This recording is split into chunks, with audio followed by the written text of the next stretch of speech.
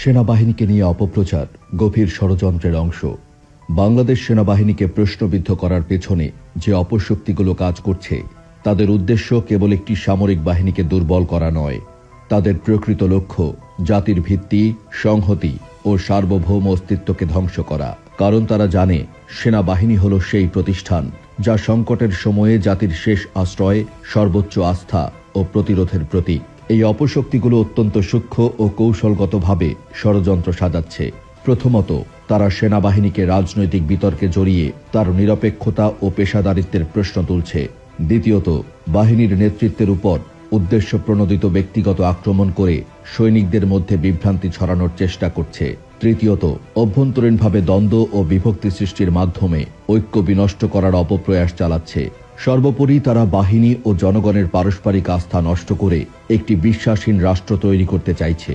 এই পরিকল্পনা সফল হলে এর প্রভাব শুধু সেনাবাহিনীর গঠনতন্ত্রে নয়, বরং সম্পূর্ণ রাষ্ট্রযন্ত্রেই বিশৃঙ্খলা ও ভাঙন সৃষ্টি করবে, যার দীর্ঘস্থায়ী নেতিবাচক প্রভাব পড়বে জাতীয় জীবনের প্রতিটি স্তরে।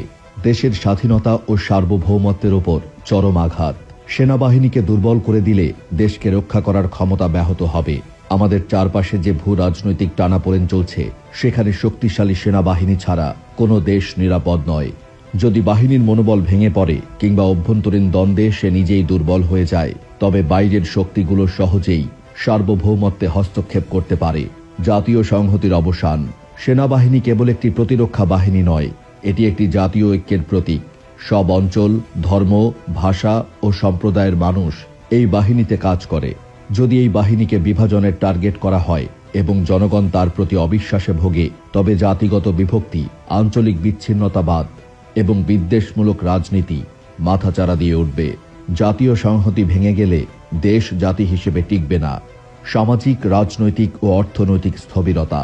একটি অস্থির রাষ্ট্রে কখনোই অর্থনৈতিক অগ্রগতি সম্ভব নয়। যখন সেনাবাহিনী নিয়ে বিতর্ক, দোষারোপ আর জনমনে দ্বিধা জন্মায়, তখন সামগ্রিকভাবে সমাজে অস্থিরতা, ভীতিকর পরিবেশ এবং অনিশ্চয়তা তৈরি হয়। বিনিয়োগকারীরা পিছিয়ে যায়, উন্নয়ন থমকে দাঁড়ায় এবং রাজনৈতিক দলগুলো সংঘাতে জড়িয়ে পড়ে। রাষ্ট্র ক্রমশ স্থবিরতার মুখে পড়ে। বিদেশি হস্তক্ষেপের সুযোগ সৃষ্টি। সবচেয়ে ভয়ঙ্কর পরিণতি হতে পারে বিদেশি শক্তির প্রত্যক্ষ হস্তক্ষেপ। যখন একটি রাষ্ট্র দুর্বল, বিভক্ত এবং নেতৃত্বহীন হয়ে পড়ে, তখন বাইরের শক্তিগুলো নিজেদের স্বার্থে হস্তক্ষেপ করতে দ্বিধা করে না। এই হস্তক্ষেপ রাজনৈতিক, অর্থনৈতিক বা সামরিক যে কোনো রূপ নিতে পারে। একবার যদি বিদেশি প্রভাব ঢুকে পড়ে, তাহলে তা থেকে মুক্তি পাওয়া অত্যন্ত কঠিন। তাই সতর্কতা এবং প্রতিরোধ জরুরি। এই ষড়যন্ত্র রুখে দিতে হলে আমাদের জাতীয়ভাবে সচেতন ও ঐক্যবদ্ধ হতে হবে। সেনাবাহিনীর প্রতি সম্মান ও আস্থা বজায় রাখতে হবে। গুজব ও অপপ্রচারকে কঠোরভাবে প্রতিহত করতে হবে। রাষ্ট্রবিরোধী প্রচারণায় যারা অংশ নিচ্ছে, তাদের চিহ্নিত করে বিচারের আওতায় আনতে হবে। প্রত্যেক নাগরিককে জাতীয় নিরাপত্তার অংশ হিসেবে দায়িত্ববান হতে হবে। জাতির অস্তিত্ব রক্ষায় সেনাবাহিনী ও জনগণের সম্পর্ক একটি অমূল্য শক্তি। এই সম্পর্ককে যে বা যারা ভাঙতে চায়, তাদের উদ্দেশ্য বাংলাদেশ বিরোধী।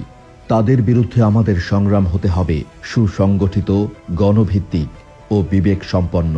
জাতির শক্তি তার ঐক্যে, এবং সেই ঐক্যের মূল স্তম্ভ হল সেনাবাহিনী ও জনগণের অবিচ্ছেদ্য সম্পর্ক। এই বন্ধন অটুট থাকলে শান্তি বজায় থাকবে, এগিয়ে যাবে দেশ।